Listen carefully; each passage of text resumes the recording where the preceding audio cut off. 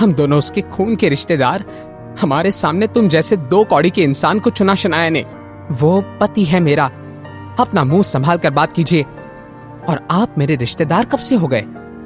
खून के रिश्ते से अगर दुनिया चलने लगती तो आप जैसे लोगों को अपने ही परिवार में चोरी करने की जरूरत ना पड़ती। इस पॉइंट पर शनाया अपनी नई कार से नीचे उतरकर सीमा बुआ जी के सामने आकर खड़ी हो गई। शनाया की बात सुनने के बाद सीमा बुआ जी का चेहरा जम गया। उन्होंने शनाया से कहा, शनाया ऐसे तुम कैसे कह सकती हो? क्या तुम्हारा ये पति तुम्हें बड़ों के मुंह लगना सिखा रहा है? शनाया, इससे पहले कि तुम अपने सारे संस्कार और परवरिश छोड़ दो, अपने इस नाकारे पति को ही छोड़ दो। संस्कार तो चोरी करने में भी नहीं नजर आते। अब सीमा बुआ जी का गुस्सा 7वें आसमान पर पहुंच गया था। उन्होंने अपने बेटे रतन की तरफ देखकर कहा, रतन, लगता है कि यामिनी भाभी ने अपने बेटी को कुछ भी नहीं सिखाया है। लेकिन कोई बात नहीं, अगर उसकी मां ने कुछ नहीं किया तो उसकी बुआ जी उसे अच्छा बर्ताव सिखाएगी। रतन बेटा, जाओ और इस नालायक लड़की को मेरी तरफ से 2-3 थप्पड़ लगा दो।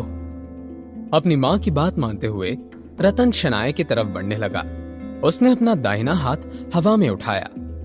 रतन शनाया को थप्पड़ मारने वाला था कि शनाया ने डर के मारे अपनी आंखें बंद कर ली।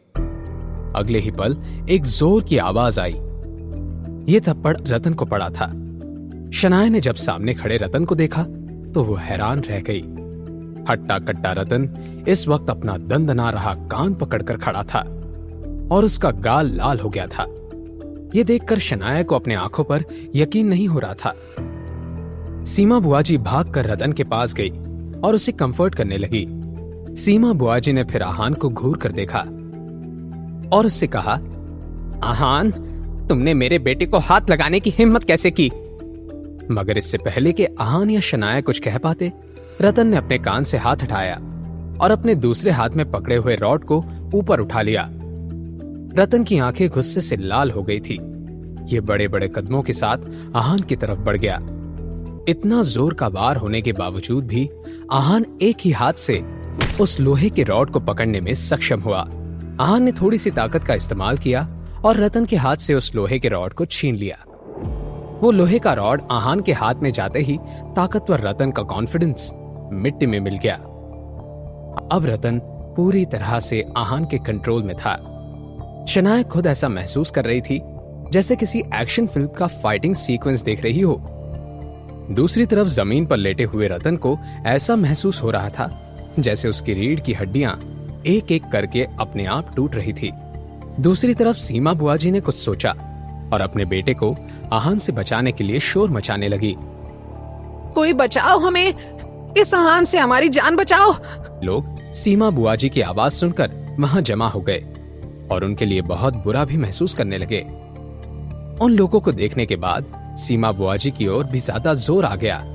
उन्होंने सभी लोगों से कहा, इस लड़के ने 2 साल पहले हमसे 50,000 रुपए लिए और वापस करने का कहकर रफू चक्कर हो गया। तब से मैं और मेरा बेटा दर दर की ठोकरें खा रहे हैं। सीमा बुआ जी की एक्टिंग टॉप क्लास की थी। हर किसी को उन पर यकीन हो गया। सभी आहान की तरफ देखकर उसे भला बुरा कह रहे थे। शनाया अब नर्वस हो गई और उसने कहा, देखिए, ये कुछ भी कहे जा रही है, ऐसा कुछ नहीं हुआ था। सब जाकर अपना काम करिए, यहाँ पर वक्त बर्बाद करने में कोई मतलब नहीं है। मगर इस पॉइंट पर शनाया की बात कौन मानने वाला था? कोई इतना पत्थर दिल कैसे हो सकता है? एक तो पैसे ले लिए और वापस करने के बजाय मारपीट कर रहा है। इन्हें देखकर कोई कह सकता है क्या कि ऐसी घटिया हरकतें करते होंगे? मेहनत से कमाने का छोड़कर ये लोग तो खुली चोरी कर रहे हैं। लोगों की ऐसी बातें सुनकर शनाया की आंखें नम हो गई। अपनी सफाई पेश करते हुए उसने सबसे कहा, ऐसा कुछ भी नहीं है, आप सब मेरी बात तो सुनिए। लेकिन शनाया की बात सुनने के लिए कोई भी तैयार नहीं था। हर कोई बस आहान और शनाया को कोस रहा था।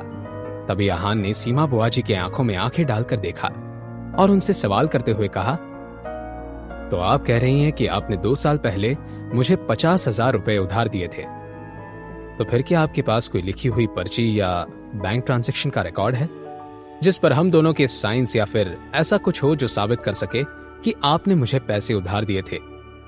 आहान ने बहुत ही शांत अंदाज में अपना सवाल किया।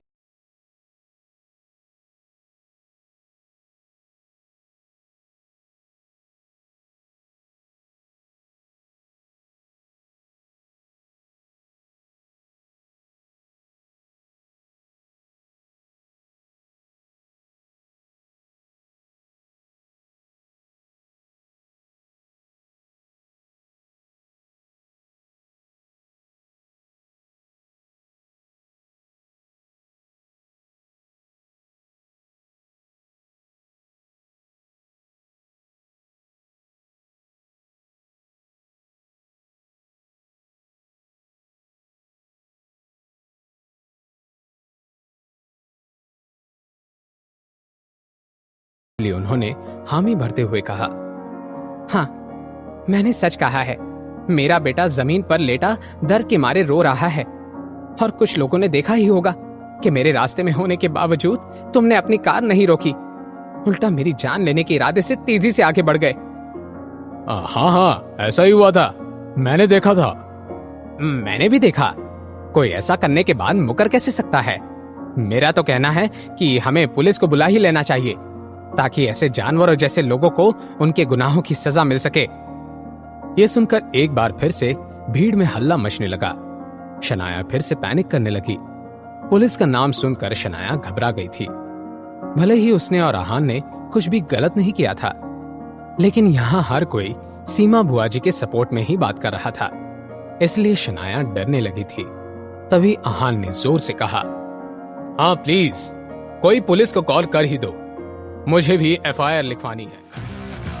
आहान ये क्या कह रहा था? क्या सच में आहान अपने आप को और शनाया को इस सिचुएशन से बाहर निकाल सकता था, या फिर सीमा बुआ जी आहान और शनाया को किसी बड़ी मुसीबत में फंसाने वाली थी? कैसे मात देगा आहान सीमा बुआ की नौटंकी को? जानने के लिए देखिए अगला एपिसोड सिर्फ पॉकेट एफएम के YouTube चैनल पर, और सीक्रेट अमीरजादा के सारे एपिसोड्स को सुनने के लिए डिस्क्रिप्शन में दी हुई लिंक से डाउनलोड कीजिए पॉकेट एफएम ऐप।